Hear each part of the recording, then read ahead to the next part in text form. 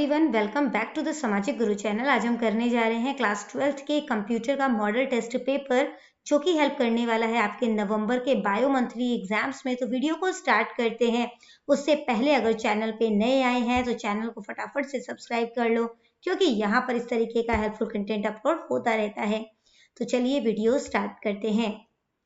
तो बच्चों, सबसे पहले हमें ऑब्जेक्टिव टाइप क्वेश्चंस दिए गए हैं। पहला क्वेश्चन है कि what is the full form of AI. तो एआई का फुल फॉर्म क्या है? Artificial intelligence. अगला क्वेश्चन है who brought the concept of AI. AI का कंसेप्ट कौन लेके आया था? तो एआई का कंसेप्ट लेके आए थे जॉन मैकर्थी। ठीक है, जॉन मैकर्थी। इसके बाद बेटा अगला क्वेश्चन देखो, which type of AI focuses on single set of abilities and perform a particular task. तो कौन सा जो एआई है वो सिंगल सेट ऑफ एबिलिटी पे जो है परफॉर्म करता है, ठीक है, and performs a particular task, एक फिक्स पर्टिकुलर टास्क पे जो है वो करता है। तो आंसर है नैरो एआई। ठीक है, अगला क्वेश्चन देखो, AI type does not have memory for data storage. तो किस तरीके की एआई जो है उसमें डेटा स्टोरेज जो है वो नहीं होता, उसके पास मेमोरी नहीं है डेटा स्टोरेज के लिए। तो आंसर है रिएक्टिव मशीन्स। अगला क्वेश्चन है write the full form of B2B। तो B2B का फुल फॉर्म क्या है? Business to business. इसके बाद है बेटा what is the full form of UPI. तो यूपीआई की फुल फॉर्म क्या है? Unified payment interface. नेक्स्ट है शॉर्ट आंसर टाइप क्वेश्चन, चार नंबर के दो क्वेश्चन है। What is artificial intelligence. तो आर्टिफिशियल इंटेलिजेंस क्या है? Artificial intelligence means the artificial development of intellectual ability. Punjabi medium में साथ साथ आंसर दिया जा रहा है। तो आर्टिफिशियल इंटेलिजेंस जो है इसका मतलब होता है आर्टिफिशियली डेवलपमेंट किया गया है इंटेलेक्चुअल का, ठीक है, इंटेलेक्चुअल एबिलिटी का।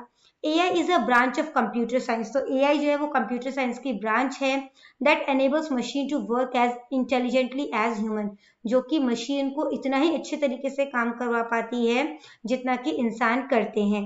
Artificial intelligence develop smart machines to make human life easier. तो आर्टिफिशियल इंटेलिजेंस की हेल्प से जो है मशीनें जो है वो डेवलप की जाती है ताकि जो इंसानों की लाइफ है वो इजी हो सके और ज़्यादा आरामदायक हो सके। कुछ एग्जाम्पल आर्टिफिशियल इंटेलिजेंस के हैं, जैसे robots, smart car, drone system, Alexa, है ना। इसके बाद बेटा अगला क्वेश्चन है describe net banking. Net banking क्या होता है? नेट बैंकिंग को हम लोग इंटरनेट बैंकिंग भी कहते हैं। नेट बैंकिंग का इस्तेमाल करके हम बैंक के अलग अलग काम जो है घर बैठे हुए कर सकते हैं किसी भी टाइम पर।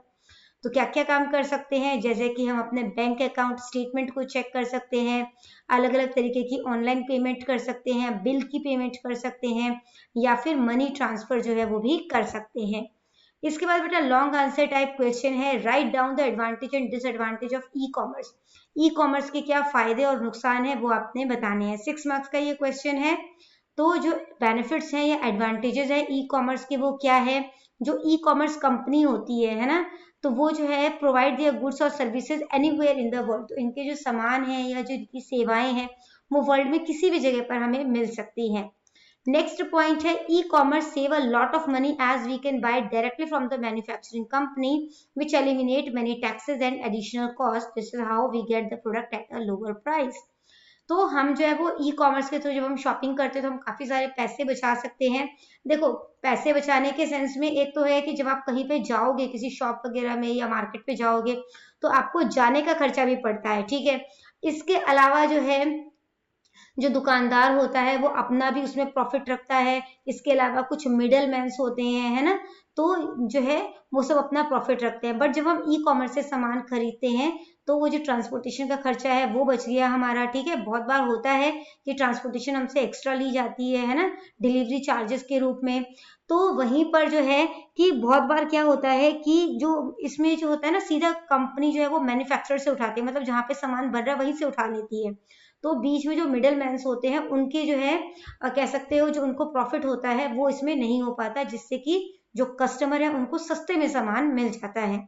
नेक्स्ट है purchased goods are delivered to the consumer in the shortest possible time.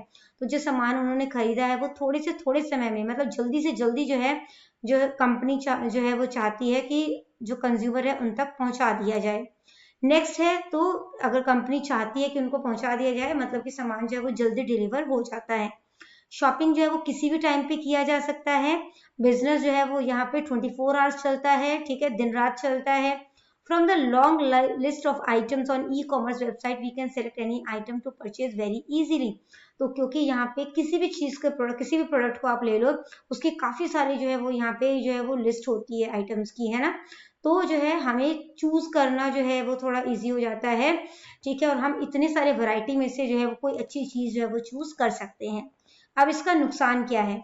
Item जब हम ई कॉमर्स से परचेज करते हैं तो इमीडिएटली नहीं आता। जैसे आप दुकान पे जाओगे, आपको आपने कोई जो है वो ड्रेस ली, तो वो ड्रेस जब आप ली तो आप साथ ही ले आओगे उसे, है ना, तो इमीडिएटली आ गया। बट यहाँ पे ऐसा नहीं होता, ठीक है, इसमें कुछ दिनों का टाइम लगता है। इसके बाद नेक्स्ट पॉइंट है, जो आइटम आप खरीद रहे हो उसकी क्वालिटी जो है, ठीक है, वो कस्टमर को जब जो रिसीव होगा प्रोडक्ट उसके बाद ही पता चलती है, ठीक है। जैसे कि कोई कोई प्रोडक्ट जो है वो आप देख रहे हो, ठीक है, आपको बहुत अच्छा लगा देखने में कि हाँ ये अच्छा है, पर जब आता है तो क्या होता है, उसकी क्वालिटी खराब होती है। जैसे प्लास्टिक की चेयर ली आपने, ठीक है, तो जब चेयर ली तो देखने में अच्छी लग रही है, मजबूत लग रही है, बट जब घर लेकर आए तो आपने देखा कि प्लास्टिक जो है वो इसकी सेकेंड हैंड प्लास्टिक है या अच्छी क्वालिटी की नहीं है, ठीक है, जैसा पिक्चर दिखाया गया था वैसी नहीं है। तो ये सारी चीजें जो है वो टाइम भी वेस्ट करती है, और फिर जो है और ज्यादा डिले होगा फिर, है ना, जब आप इसको रिफंड करवाओगे या रिटर्न करवाओगे तो इसमें जो है वो टाइम जो है वो कंज्यूम होता है। E commerce website store important customer details and information. जो ई कॉमर्स वेबसाइट होती है ना, ये जो कस्टमर है उसकी डिटेल्स और इन्फॉर्मेशन अपने पास स्टोर करके रखती है। जो कस्टमर है, ठीक है, उसको जो है वो काफी ज्यादा जो है वो फाइनेंशियल पर्सनल लॉस हो सकता है अगर ये डेटा किसी अनऑथराइज्ड पर्सन के पास पहुंच जाए तो। ठीक है, तो बच्चों करते हैं इस वीडियो को यहीं पे खत्म। आई होप ये सैम्पल पेपर जो है वो आपको एग्जाम में हेल्प करे। तो मिलते हैं अगले वीडियो में, तब तक के लिए बाय बाय।